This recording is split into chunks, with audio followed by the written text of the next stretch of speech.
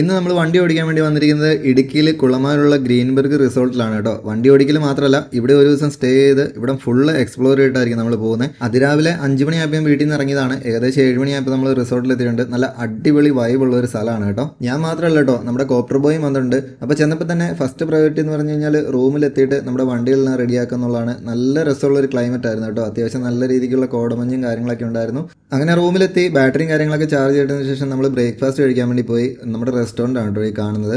Buffet system ആയിരുന്നു. അപ്പോൾ നമ്മൾ ചെന്നപ്പോൾ തന്നെ പെട്ടെന്ന് നമ്മൾ ബ്രേക്ക്ഫാസ്റ്റ് കഴിച്ചു. അതിനുശേഷം നോർമലി നമ്മൾ ട്രെക്കിങ്ങിന് പോകുന്ന ഏരിയയിലാണ് കേട്ടോ ഞങ്ങൾ ഇന്ന് വണ്ടി ഓടിക്കാൻ പോകുന്നത്. ഞങ്ങളിവിടെ വരുമ്പോഴൊക്കെ നമ്മൾ അത്യാവശ്യം നടന്ന് ട്രെക്ക് ചെയ്ത് മുകളിലേക്ക് കയറി മലയുടെ മുകളിലൊക്കെ പോകുന്നതാണ്. നല്ല രസമുള്ള റിവ്യൂ ആണ്. പക്ഷേ ഇതിൽ നമ്മൾ വണ്ടി ഓടിക്കുന്നത് ഫസ്റ്റ് ടൈം ആണ്. അങ്ങനെ ഒരു 10 മിനിറ്റ് ട്രെക്ക് ചെയ്ത് മുകളിലെത്തി കഴിയുമ്പോഴത്തേക്കും ഇതാണ് കേട്ടോ മുകളിലെ വ്യൂ. നല്ല രസമായിരുന്നു. നല്ല കോടമഞ്ഞിട്ടായിരുന്നു. അത്യാവശ്യം നല്ല തണുപ്പും ഉണ്ടായിരുന്നു. അപ്പോൾ അവിടെ കുറച്ച് നേരം നമ്മൾ വണ്ടി ഓടിച്ചതിന് ശേഷം തിരിച്ചു പോയി.